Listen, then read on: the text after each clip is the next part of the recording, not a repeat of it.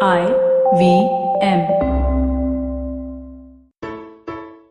So there's been another great week on IVM, and we're hoping that you enjoy all of the podcasts that we're being able to get out to you. As always, if you're not following us, please do follow us on IVM Podcasts on all the social media platforms. This week on Keeping It Queer, Naveen spoke to Ankit Das Gupta, the social media content manager at Mirror Now. On Who's Your Mommy, Veda discusses mom bods and the toll a pregnancy can take on women. On Vartalav, Akash and Naveen exchange stories with boys from the Bombay Hemp Company. On Pragati, Pawan and Hamsini are joined by Dr. Shambhavi Nayak to discuss the Nipah virus and discuss the nitty-gritties of this new disease. On Simplified, Naren and Chuck break down the differences between schizophrenia and split personality on a shorty. It's been a really, really great week, and I hope that you're going to listen to all of these shows, or at least some of them. In the meantime, let me get you onto this one. On today's Football Twaddle, Baru and I are joined by a really big special guest where we do our World Cup preview episode. It's going to be a big one, and due to our special guest packed schedule, we had to record this outside the studio. So the sound of me and Baru would probably seem a little meek, but the guest, he's as strong as ever. So Football Twaddle drops in 3, 2, 1.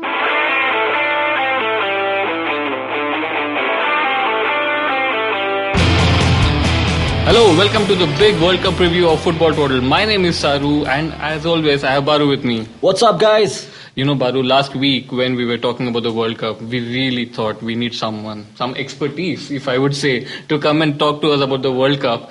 And we said, you know, who is out there? I mean, especially with all these Twitter fans coming in and like, you guys are not experts. Yeah, so we're like, who do we get? And we said, you know, let's just get the guy who's presenting the World Cup to India for the second time. Let's just write to him. So we wrote to Joe Morrison, and he's graciously agreed to come on our podcast. Yes, thank you very much, boys. Sorry, I'm just getting my tea ready. A little bit of sugar, you know. An English fan in the house. Yes, my chai is almost stirred to perfection, and I've put 2 spoonfuls of sugar in it, so I'm ready to go now. All right. So where do your loyalties lie? You're Scottish, if I'm right. No, my mother's Scottish. Okay. I was born in England, so my loyalties are with England, of course. I don't know why, because like my club team, which is Newcastle United, they just provide nothing but pain and suffering from my entire life. I'm just talking about Newcastle. You won 2 promotions. You won 2 promotions as well. So you won the championship twice. Shut up. How can you celebrate winning the 2nd division? You know, I mean, that's ridiculous. It's like, you know, that's just farcical. Yes. Okay, talking about the World Cup, what are you looking forward to the most this World Cup? What am I looking forward to the most? Great question. Being entertained, because remember the last World Cup was what, 171? Someone's going to correct me on that. I think it was 171 goals were scored in the last World Cup, which, if I'm not mistaken, is the highest tally ever in the history of World Cups. So I am looking to be entertained and looking to... I think that goal tally could be broken in this World Cup. And also, it's not just about the World Cup. If you've been watching the Champions League this season, there's been sackloads of goals. The art of defending has almost disappeared, which for many neutrals, and you got to remember there's a lot of people who just tune in every 4 years to watch the World Cup. They don't follow the Premier League, or they don't follow La Liga, or they don't follow the Champions League. So... to be entertained is what I'm looking forward to. Goals galore. Yeah, defending's boring. I think that's why Italy's not there in the World Cup this time. Wait, they got out of the World Cup because they couldn't defend. Yeah, I mean, just to say, my sister, she watches the World Cup once in 4 years. She doesn't even want to watch the game. She just, like, when it's penalties, call me. I don't care for anything else. I wish it went straight to penalties, actually, and they skipped extra time. I think extra time is it's such a waste.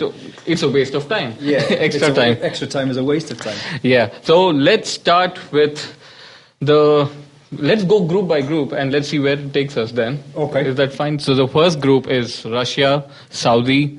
The also-rans. Except for Uruguay, the also-rans. Yeah, Uruguay and Egypt. Yeah. On paper, it looks like this is probably the weakest Russian team ever. And all the commentary, if you read, it just looks so bad. Yeah. Yeah, we just checked the ranking. I mean, they're 70 right now. They're the lowest ranked. They're the lowest ranked team in the World Cup right now. I think the recent rankings they dropped down, didn't they? 3 or 4 places. So Saudi Arabia was the lowest ranked team at this year's World Cup, and it's now Russia, the hosts, which is ridiculous when you think about how many quality players have in the past come out of Russia.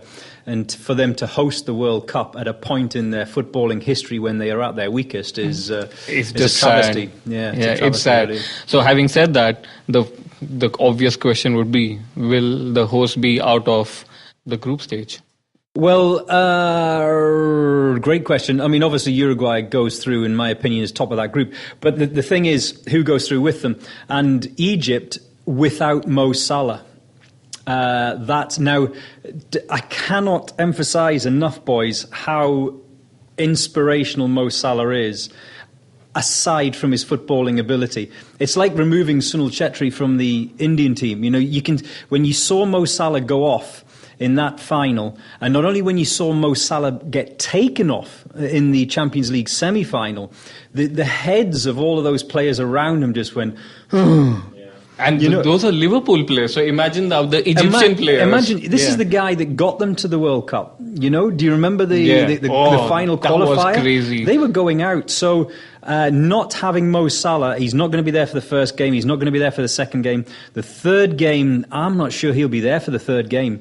So from what I'm hearing, he's only going to be available when it comes to the knockout stage, which means you've got to get to the knockout stage. Exactly. So I'm not so sure. And remember, home advantage in terms of home support can inspire a team that might be a little bit average to go and perform above their level. And I'm talking about Russia. Yeah. Famously in 2002, South Korea got all the help required to reach the semi-final. Yeah. You think Putin is going to you think any help Putin provides will be enough for the Russians to even get past the group stage? Oh, yes. I am sure that the hot water will be turned off in the hotel, and the fire brigade will be called out 3 or 4 times during the night before Russia play Saudi Arabia, Egypt and Uruguay. There is no doubt there will be a fire alarm issue in those hotels the night before those matches. Yeah, we need to talk a little about Uruguay, because all the talk at least for the Group A, has been about Mo Salah, but Uruguay is managed by Oscar Tabarez. They have Suarez, they have Cavani, they have Godin. It's a great team, and the team which knows how to go through to the group stage or past the group stage. Can you hear me drinking my tea?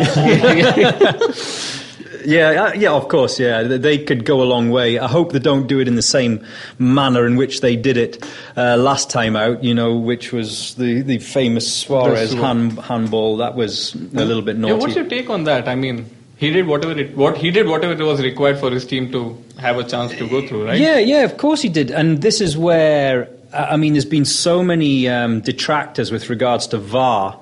And video assistant referee, and these are the incidents. Look, I'm an England fan. Yeah, Mexico '86. And Peter Shilton we had as part of the World Cup show in 2014, and it still rankles with him. Still to this day, all these years later.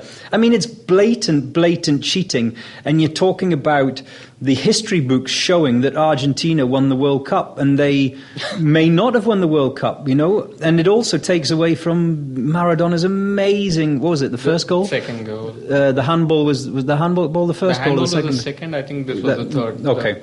So, you're taking away from what I think is one of the greatest goals in World Cup history, in terms of the one where he dribbled half the field. So, look, it's blatant cheating, and things could be very different, and those kind of things need to be stamped out. And you got to remember, we had officials at that time, behind the goal line as well. So what are these guys doing? I've seen it in the Champions League. Oh yeah, I mean, we watch Champions League and on TV, and we have no idea what they do. They don't even help in any sort of thing. Well, my understanding of the rule is they can only have an input if called upon by the referee. So the referee has to say, "Did you see anything?" And apparently, most of the time, the referee doesn't actually ask that question, so they can't.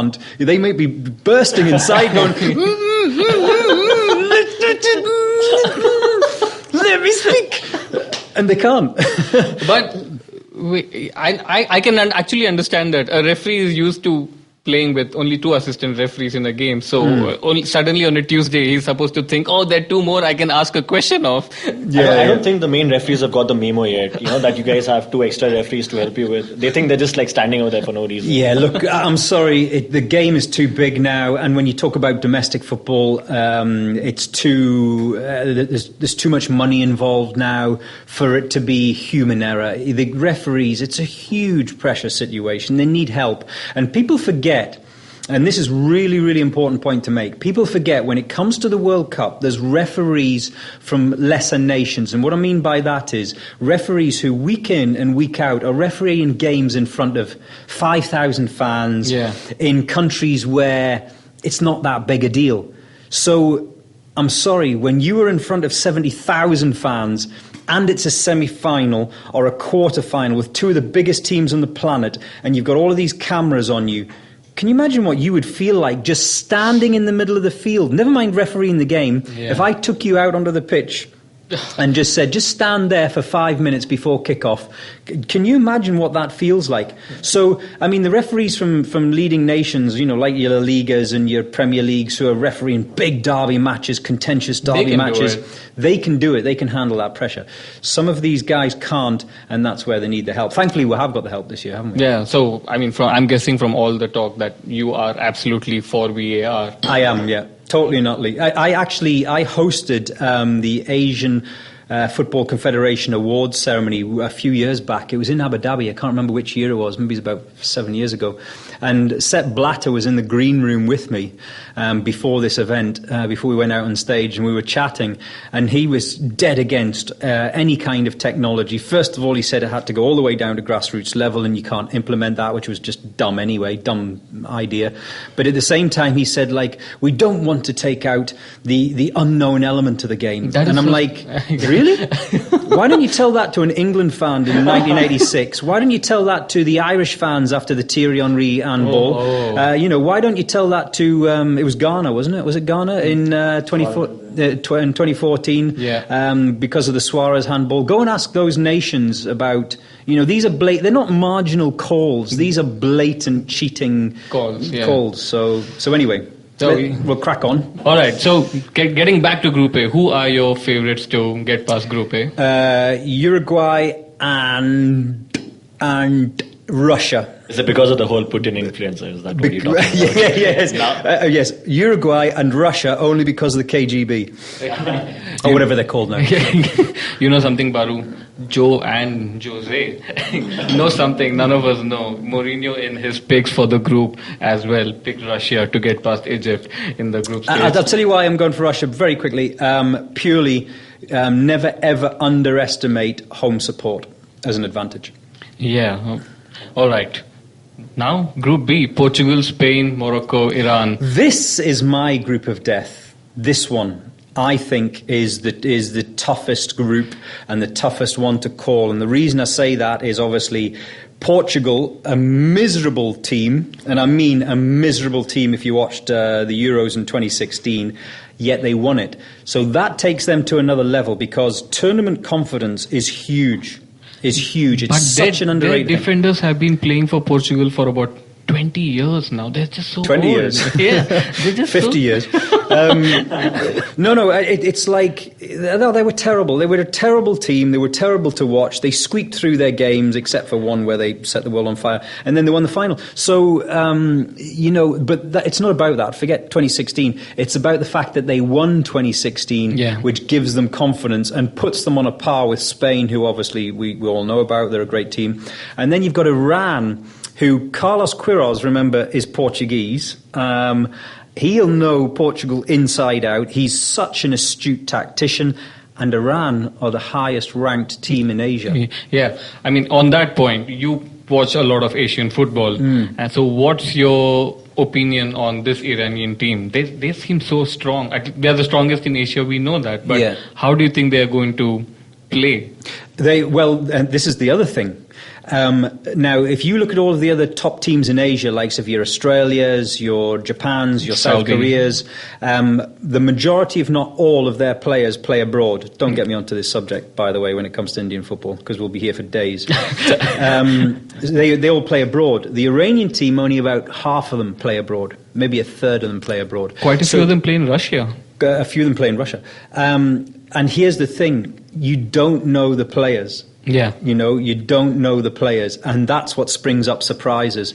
And some of these players would dearly love to leave Iran, so they just put that extra. By the way, moving from the Premier League to La Liga, no big deal for a top player from a foreign country. Yeah. Getting out of Iran and playing for one of the top leagues is a huge deal for some of these players. It's their dream, it's their pinnacle of going to play for one of the top 5 leagues in Europe.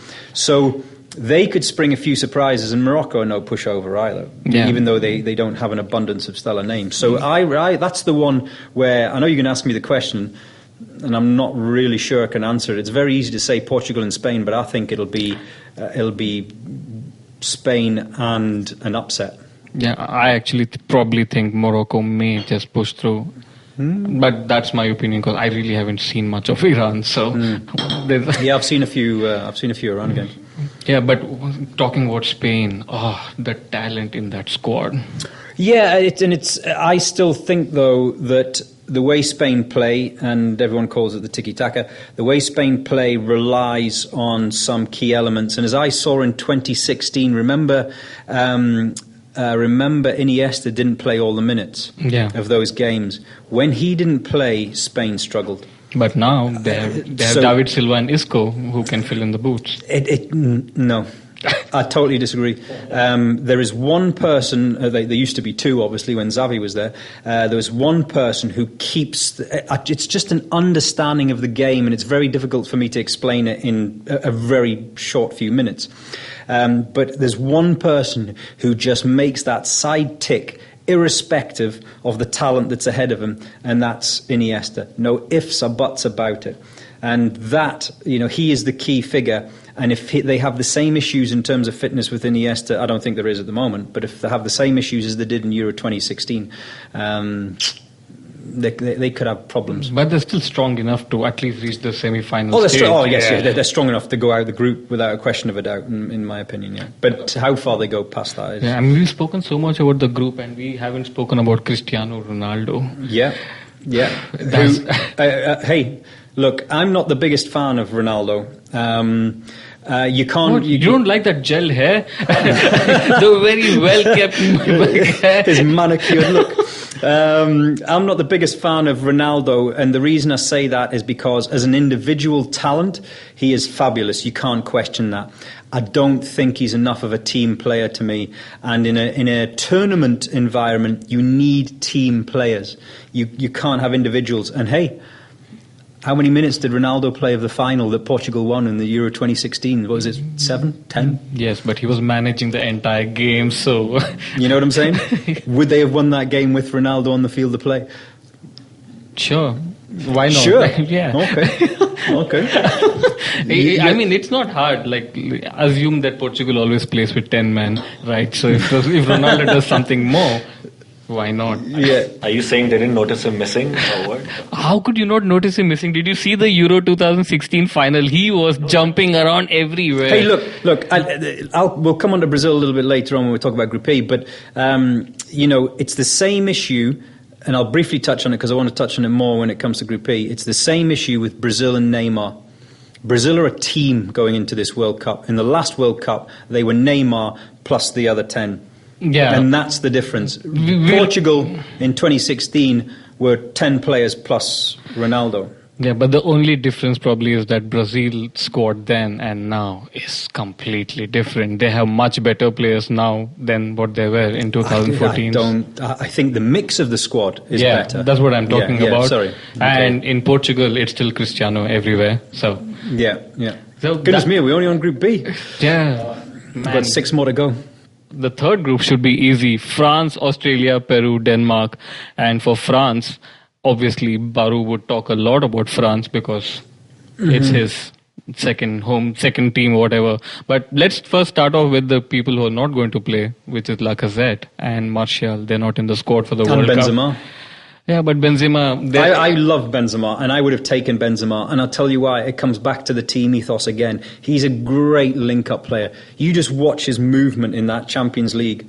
I mean, he makes everything else happen, and I don't think he gets enough respect for that. Or credit for it. Credit for it. I don't think he gets enough of how much creativity he brings into the game, aside from the goals himself. But yeah, I mean, to be able to leave that kind of talent behind, you have to be pretty strong. And France, again... They went to the final in 2016. You know, these things build over a period of time. I think they'll be. They could well be finalists. They could, but do you think that France, as a squad, probably is the most talented right now in the World Cup? Yeah, but as Holland has shown in previous tournaments, both World Cup and Euros, that doesn't mean anything. They've had so many talented teams, Holland, that haven't got there because they're a bunch of individuals. What's the biggest issue France has to solve? Is it the Paul Pogba issue?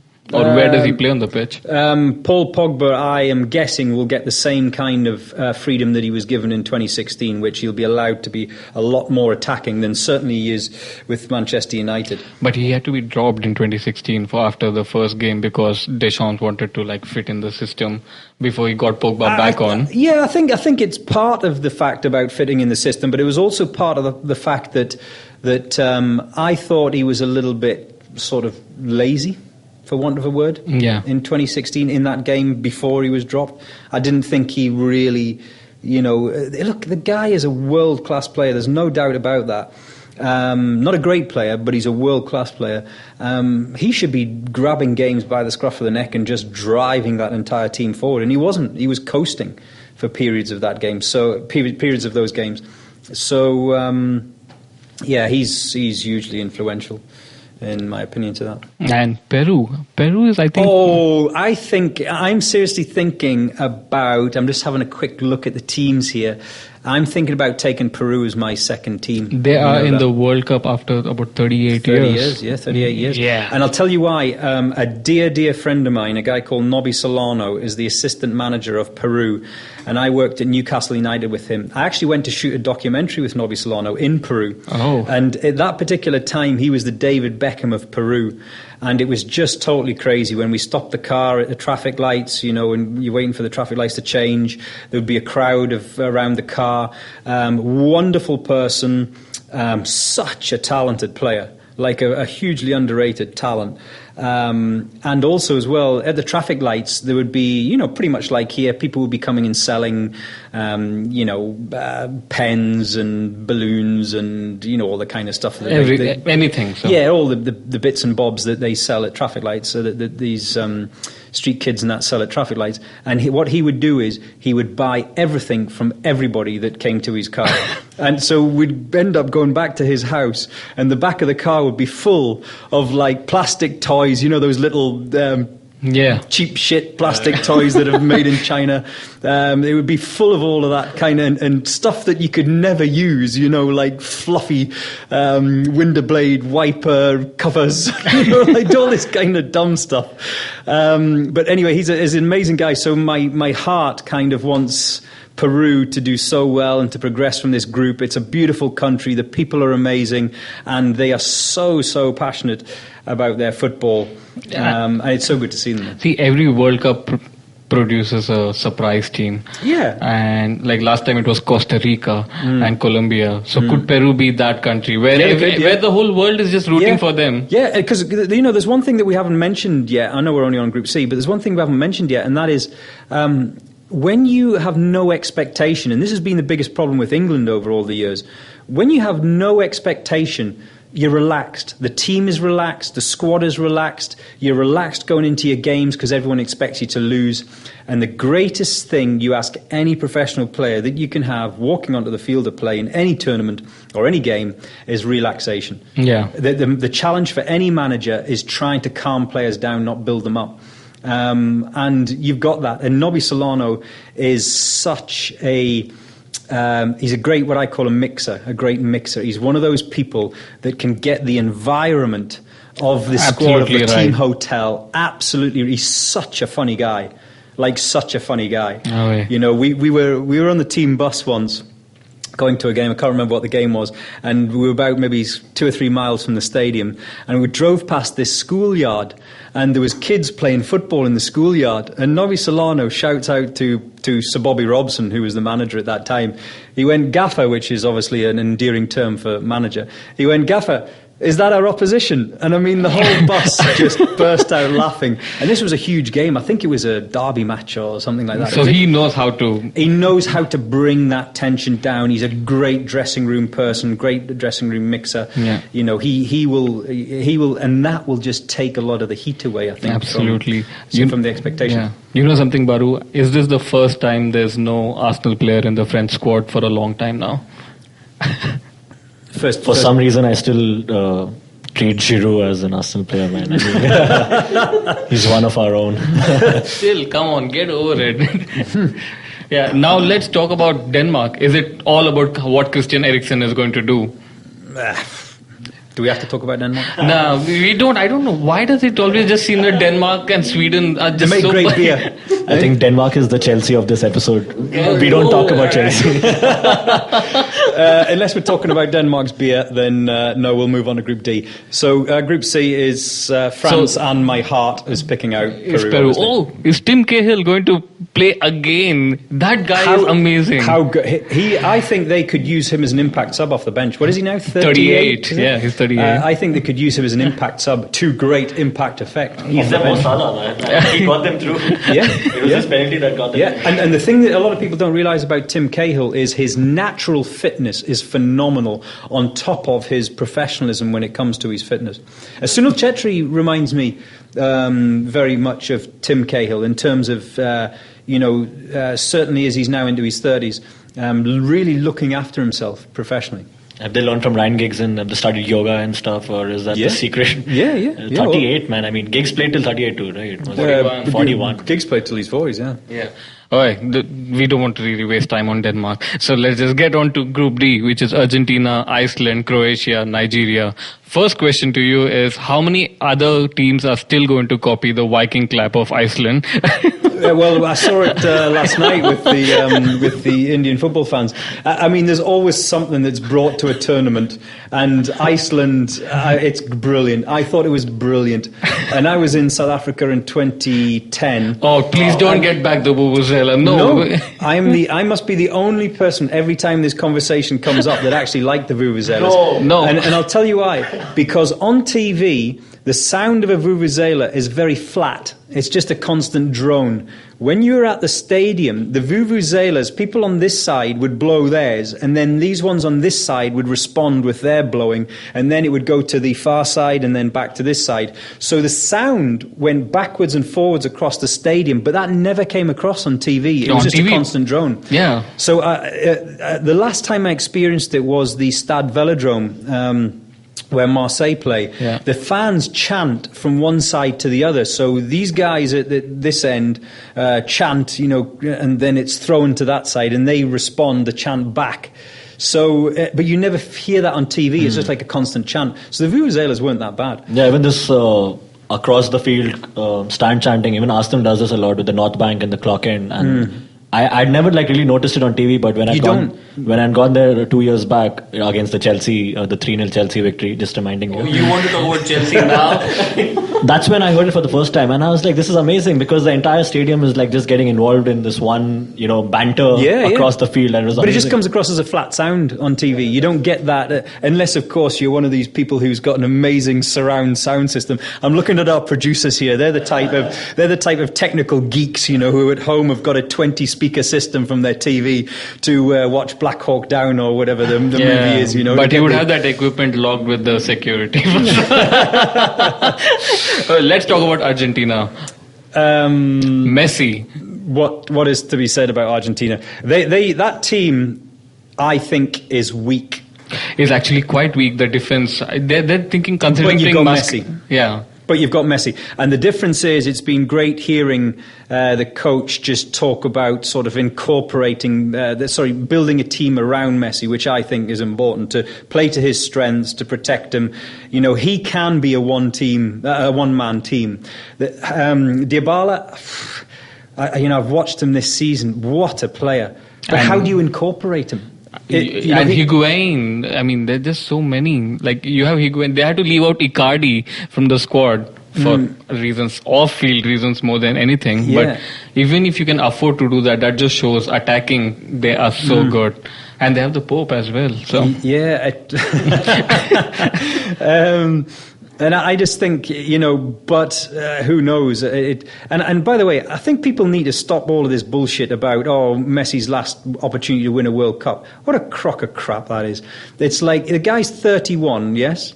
Or it will be this month, is that right? 31 in June. Now, 35 at the next World Cup. Lionel Messi is a technically gifted genius. Now, it's athletes that struggle.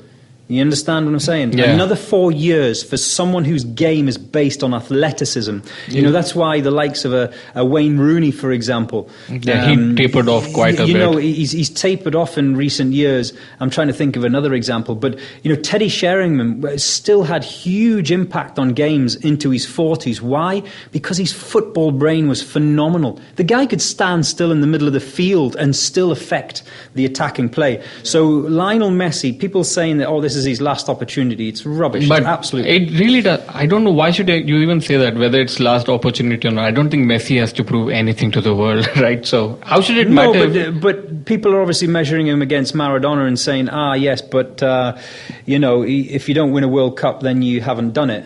And it's rubbish. It's total rubbish.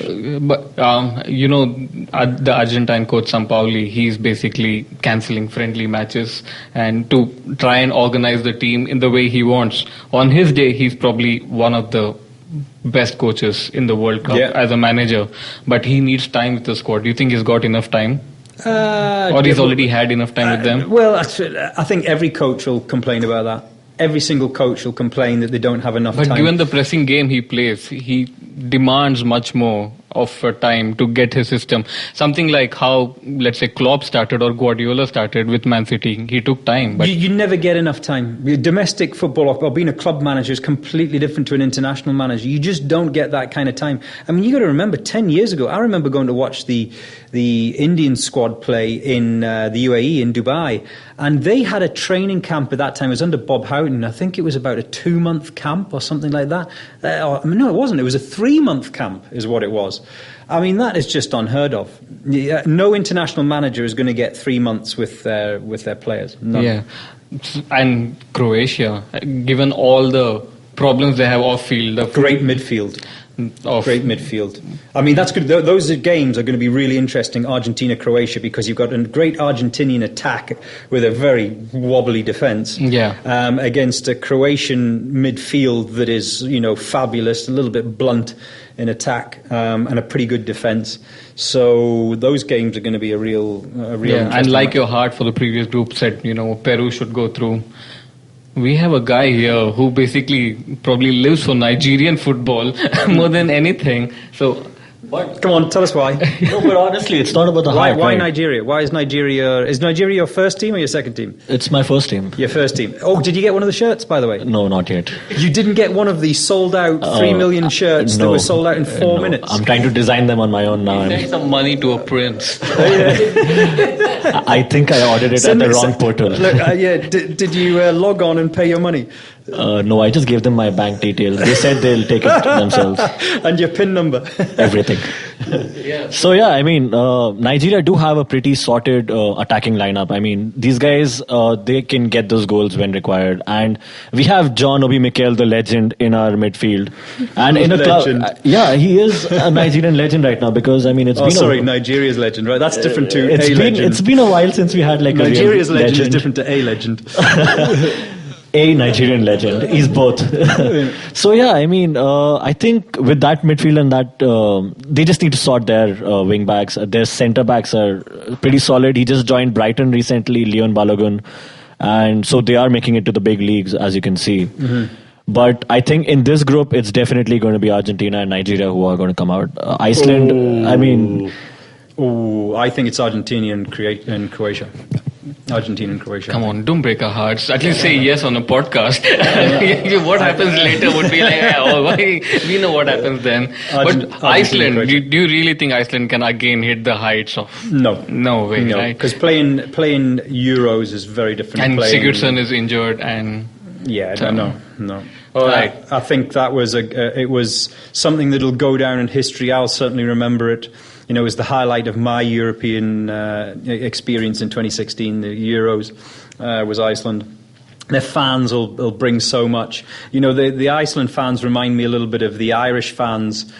Great travelling support, great atmospheric creators. I think. Yeah, I mean, from what we saw on TV about the Irish fans, they were probably the only party people who would come to Europe. Everyone was loving them. They were creating such amazing atmospheres, not only inside but outside the stadium. I mean, no expectation. Exactly. A lot of fans get frustrated, especially the ones of the big teams who are expected to do something. That's where sometimes some of the violence comes out of it, when they expect to win and they don't, and that's ignominy of defeat. Whereas Iceland fans don't go expecting. Speaking of violence, I mean, it just brings us back to Russia and England. And speaking of England, don't you think the expectations phase? Do you see how I connected everything? Don't you think the expectations phase has gone now?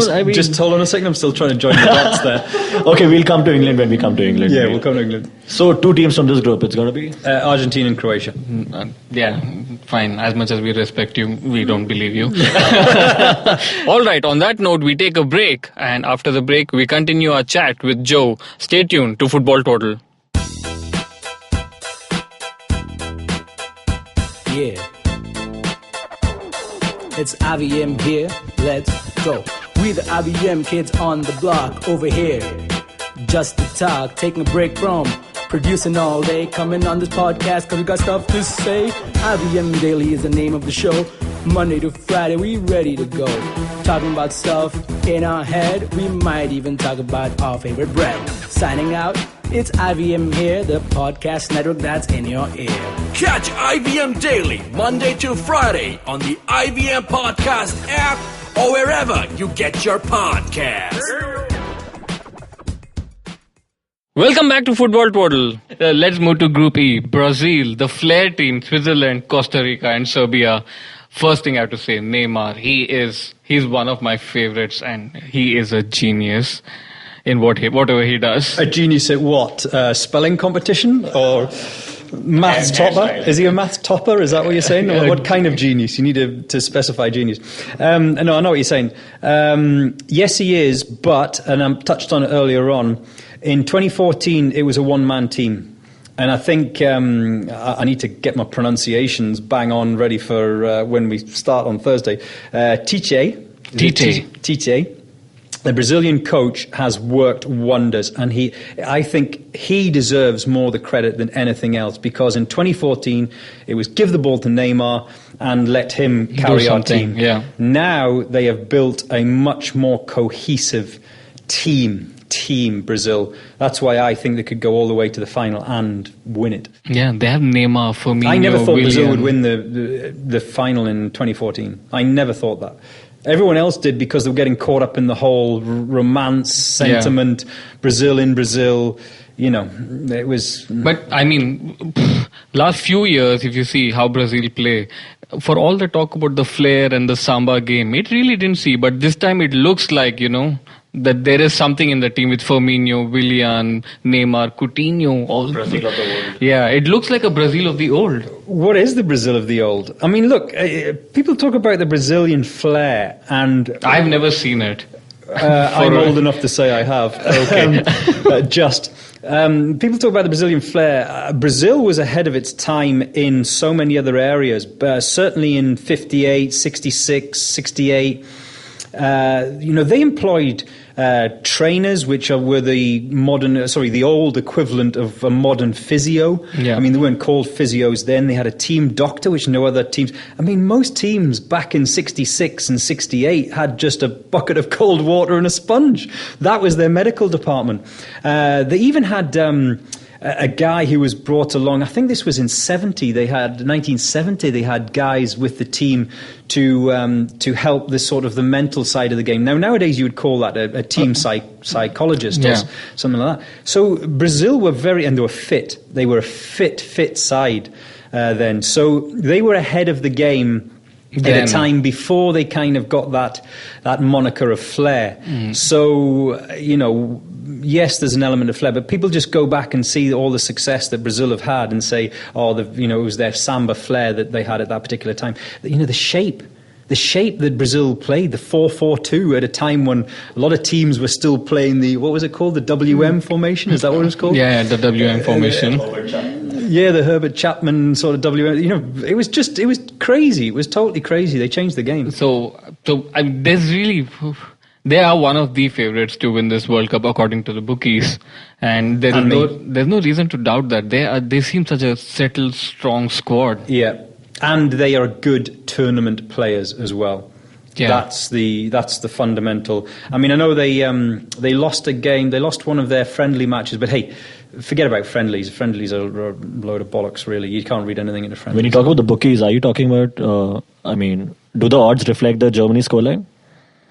The 7-1, or how is it going right now? That'll never happen again. That was such a freak show. And the other team to talk about is Serbia. The midfield they have, which is Matic and Milinkovic-Savic, and a player you are quite familiar with, which is Mitrovic. Don't know who he is, doesn't play for my team. Never heard of him. Well, I thought Newcastle fans loved Mitrovic. Maybe he's as a person, but not so much as a player, no. Oh, all right. But they are a strong squad, and given how they perform and their midfield, it looks like probably Serbia could go through along with Brazil. You don't want to talk about Ivanovic? I think as a Chelsea fan. Ivanovic is a legend. When he wins the World Cup, we'll talk. Ivanovic with that little short walk that he has, that little,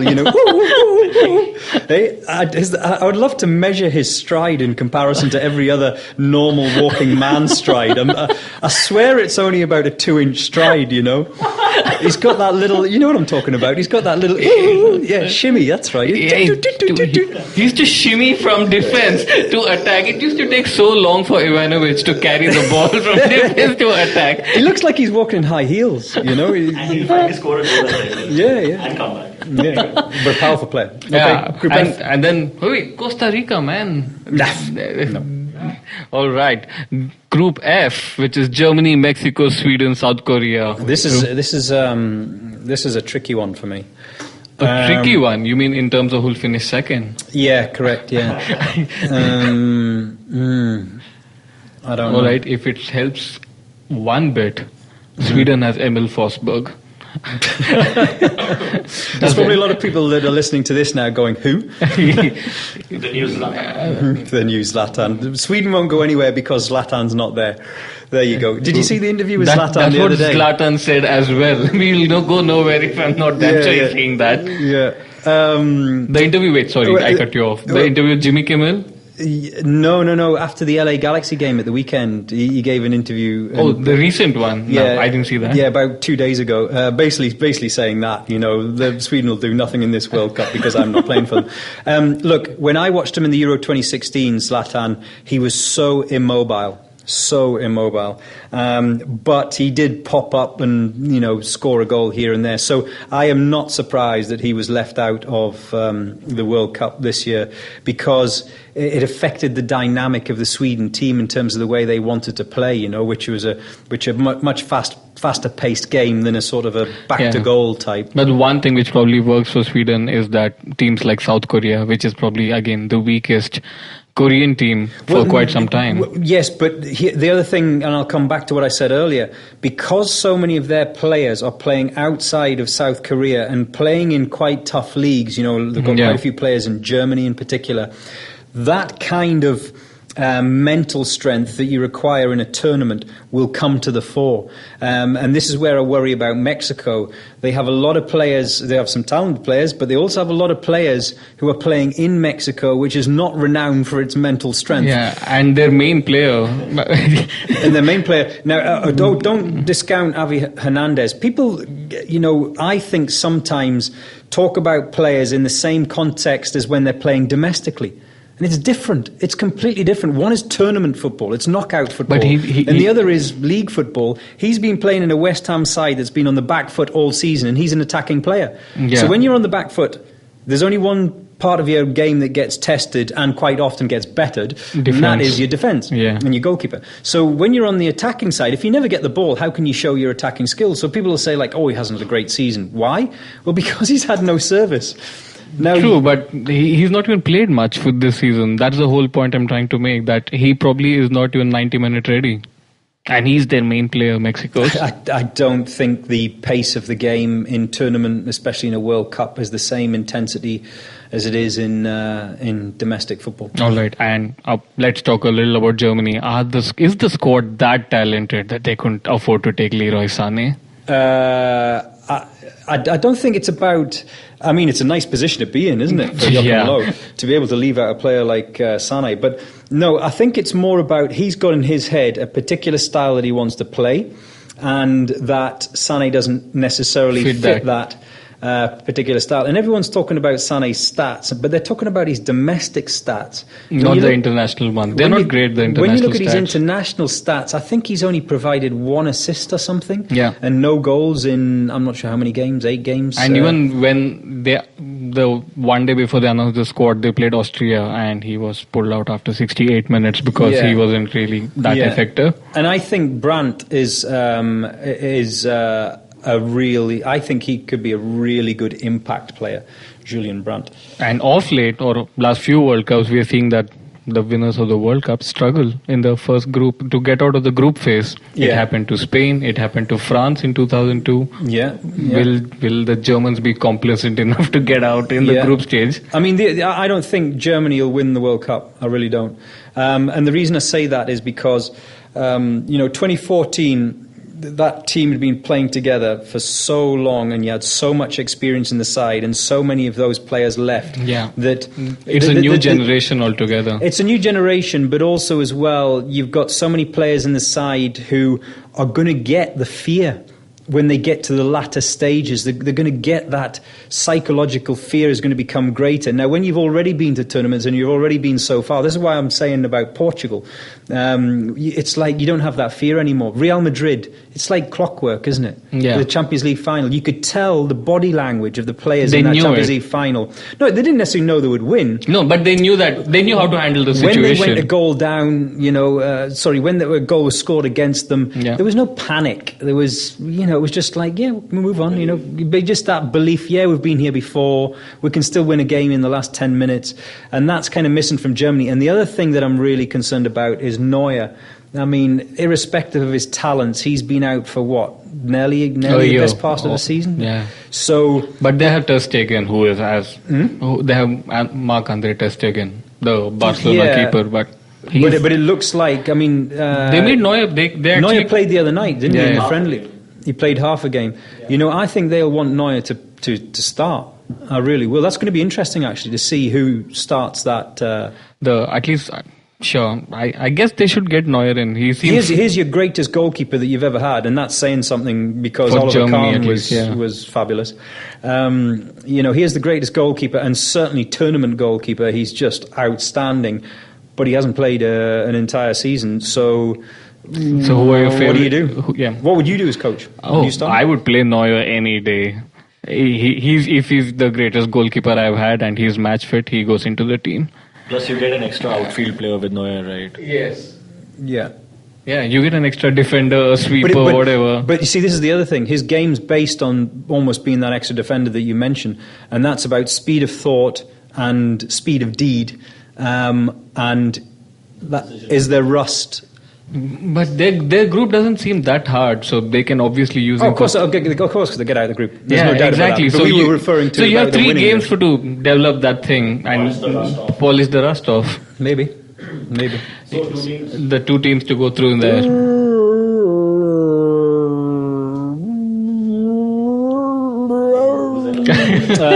Germany, obviously, and South Korea. Come on, there's no way. Are you betting on some random odds now? South Korea, you're saying Mexico won't go through, and South Korea would. I'm saying Mexico won't go through. But that's a big call, Joe. That's a very big. Do you know why I made that final call? Because I'm thinking about everything. I probably think too much about these things. I overanalyze it. I'm also thinking about playing conditions.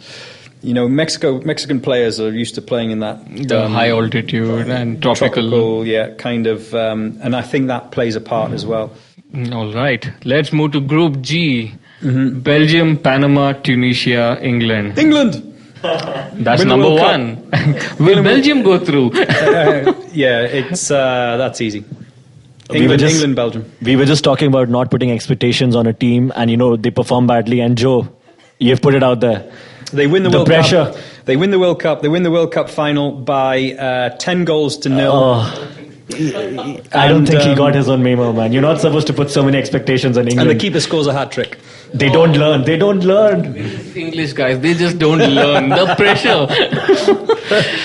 Talking about England, Gareth Southgate, he's been quite impressive as a manager for England. And everything he's done, it just seems like such a break from all this Capello, Sven-Goran Eriksson. And he seems like someone who could probably, even if England doesn't do well, it's good to have faith in him. I totally agree. And you see a lot of this team has come through with him as well from when he was managing the youth levels of England. Yeah. So he knows them inside out.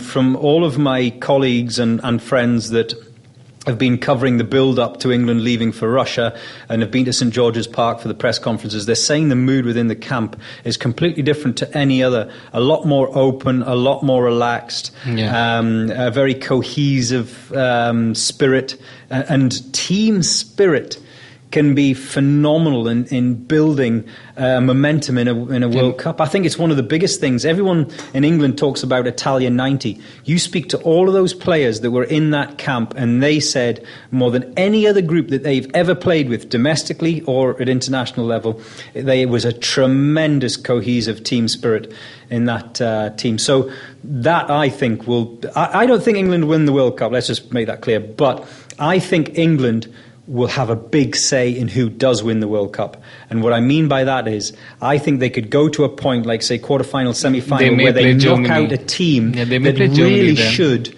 be the team that goes through to the final or the semi-final. So I think they will have a say in who does. Kyle Walker as part of the back three, that is just a ballsy move. There's no other way to describe that. Well, hey, look, Sir Bobby Robson always said to me, no one ever has won a game by not scoring goals. And, he can never understand this kind of defensive first attitude, this... it's like you're in tournament football. And this is, I think, has always been the downfall of many managers, not just England managers. They treat the group stage like it's a league. Which it is Which not. Technically it is a league. You're getting 3 points for every game, and then you come top of your mini league to go to the knockouts. You've only got 3 games, you've got to treat those games as knockout games, not as league games, as knockout games. Yeah, I've got to tell you, man, I mean, the previous tournaments, you always knew that England's going to lose to like an Iceland, but this time the feel is a little different. So what you're saying, we're going to lose to Panama? No, I'm saying that not yet. You may top the group. England may actually top the group, and a big reason for that, at least in my opinion, is that Roberto Martinez is the manager of Belgium, and that would lead England to top the group. I've got a bit of a soft spot for Roberto Martinez. He's a wonderful human being. Come on, if you start talking about everyone's a wonderful human being, it's going to be very hard to start judging how they perform. No. Maybe I'm a soft touch. I went to Wigan with Gurpreet Singh Sandhu, the Indian goalkeeper, quite a few years ago now, 5 years ago now. And Roberto Martinez treated Gurpreet amazingly in terms of... what I'm saying, the reason I'm telling you the story is he fully understood that literally just hours before, Gurpreet had got off a long, long flight all the way from India and landed there and was on trial and had to perform, and he was fully understanding of the circumstances surrounding that, rather than just sort of like, you're just another player, you're on trial, bang. So he was trying to make him comfortable right from the off. So he's a brilliant manager. Tactician, I'm not so sure about. Maybe that might be his downfall. But as a collective of individuals, Belgium has got tremendous talent. If he's that good a manager, how is it that he's not taking Nainggolan to the World Cup?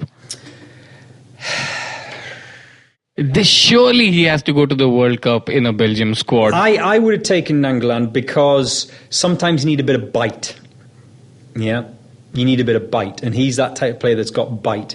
But I wonder if this is the reason, coming back to that cohesiveness that we were just talking about with regards to England. Sometimes players have to be left behind because they are not conducive to a great team spirit and cohesiveness. And I wonder that about Nainggolan. Sure, but in the same way we're talking about Zlatan. Yeah, but if you could, there's another player as well that came to mind that I was thinking the other day. I would not take him to a World Cup, because there's been many reports about him being a little bit solitary, abrasive amongst his teammates. Craig Bellamy, for example, is a great example from when I was at Newcastle United. Craig Bellamy, very, very good player, and very knowledgeable about football, very professional, super professional, but he was abrasive. He was an awkward little shit, for want of a phrase.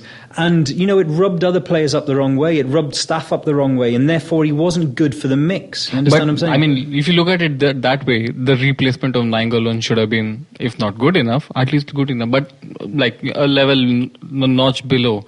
But he's taking players from people getting relegated in Bundesliga, the Championship. It's not like the Nainggolan replacement is someone amazing or someone who could be really good.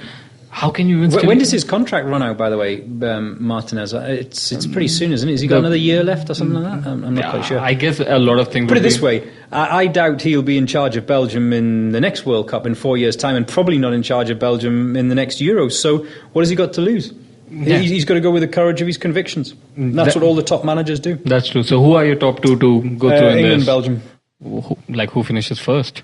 England. Come on. That's yes. a difficult question. Let's put some more pressure on them. Oh, and by the way, I'm not saying that from a sentiment point of view. I'm saying that from a team spirit and cohesiveness. I agree with you. And I agree with you, Big Boss. Because you have to, because you're sitting just 2 feet away from me. Yeah. And let's talk about the last group. Poland, Senegal, Colombia and Japan. Is it Mane versus James Rodriguez versus Lewandowski? That's all this is. Yeah. And a few small samurai warriors. Yes, samurai warriors. Yes. What do you want to know? What do I want to know? Okay, let's start with who's going to go through. Colombia and... That's my B team. Colombia and I think Poland, yeah. Poland is a strong team. They have a good tournament. Not just they have a good tournament experience as well. They have good tournament experience. They are a relatively strong team. It's not the best Polish team there's been ever, but again, they will have good travelling support. They will have great travelling support because obviously they're so close to Russia. And a lot of the Polish games will feel almost like home matches, And again, all of those other little bits and pieces that I throw in, such as, a very similar climate, atmosphere, temperament, all those kind of things. Yeah, you don't think Senegal is going to do a repeat of 2002 where they beat France? No. 2002 was a long, long time ago. Wasn't it 16 years ago? Yeah. No. So we've run through all the groups, Joe. Yep. Who are your which are the teams to look forward to in this World Cup? Don't give us the usual ones, the unusual ones. Like Peru was one. And something else which is just crops up your mind. Look forward to them. They could be fun. They could be fun. Yeah. A fun team. By the way, I've just was doing my research the other day, and I just happened to catch about 20 minutes of a Tunisian friendly the other night. I was quite impressed by them, by the way, Tunisia. I thought, ooh, wow, That wasn't what I expected. If I remember right, I don't think Tunisia have lost a game since, or Tunisia haven't lost a game since November 2016. I may be wrong, but I think... It depends on the opposition, of course. But I think that's Peru. Yeah, that's Peru, sorry. So they kind of startled me a little bit, so I would flag them up. Then I was very impressed with Switzerland in 2016. Yeah, I was very impressed with Switzerland. Way greater than the sum of their parts. So they impressed me a little bit. But they have Granit Xhaka, so at least we can look forward to a few red cards. They have two Xhakas. That left foot of Shaqiri. The only other thing I would say would probably be, there's a phone ringing, it's probably my mother. And Croatia, and the reason I say Croatia is simply because of Luka Modric. He makes that midfield tick. And Luka Modric is as important to Croatia going places as Iniesta is to Spain. And I think Modric has not received the kind of credit that he deserves for Real Madrid getting to the final of the Champions League this season, and not only getting there, but winning it as well. Yeah, he's one of those players that's not spectacular. He just tick-tock. But the thing about the Croatian team is that they're going through a really dirty court case right now. And the off-field activities, so the Croatian fans are really not fond of Modric as much, and that whole Dynamo Zagreb, the whole thing can play out in I'll let you into a little secret. When they cross that white line, these guys are super professional. When they cross that white line, quite often it's a release to everything that's going on in your world. Yeah. So you can be going through court cases and all the rest of it. I've been on air in court cases, when there's been personal court cases in my life. So by Sunderland fans? By Sunderland, yes.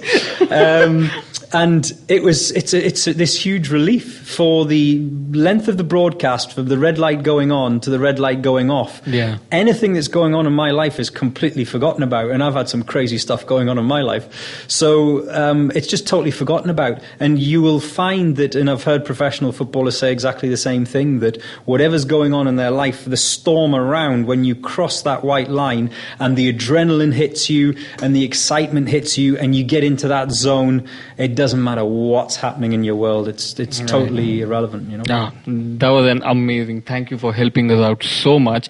One last question we need to ask is, 40 days in India, you're showing us the World Cup. So what are we supposed to look forward to? Well, I can't tell you everything because it's some of it is a surprise.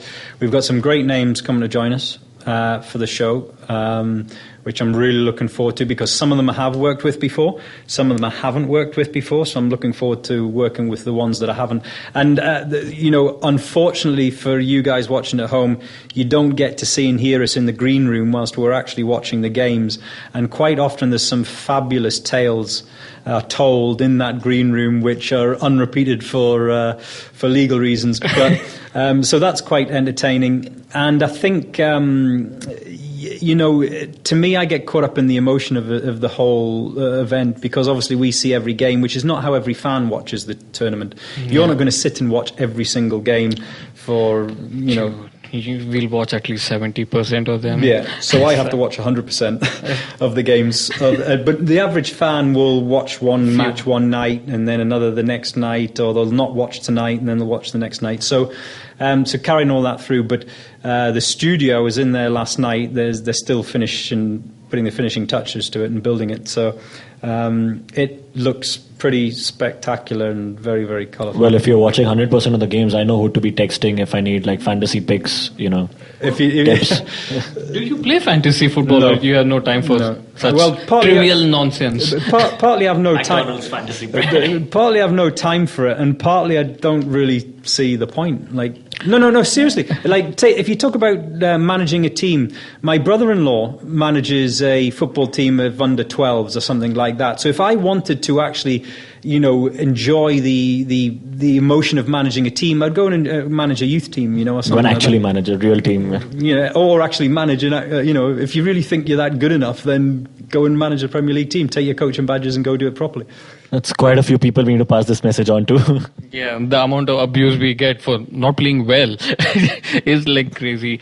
Anyway, thanks a lot. Pleasure. And to the listeners, thank you very much. You could follow us on Twitter at @FootyTwaddle. Instagram and Facebook is by the name Football Twaddle. And please rate us on iTunes. And my Twitter. And Joe's Twitter is @JoeFooty. At JoeFooty. Yes. I think and by the way, I will be, during the course of the tournament, I mean, sometimes I'm a little bit lackadaisical, but during the course of the tournament, except when I'm live on air, obviously, I can't just get my phone out and reply to you. But I will answer as many tweets as possible, especially if they're good ones and they make me laugh.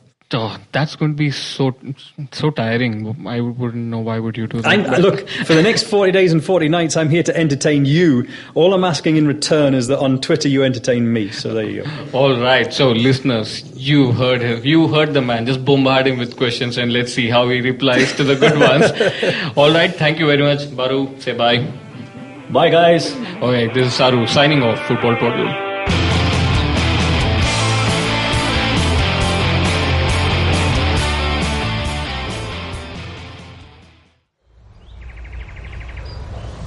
He bends down to test the warm water for his bath.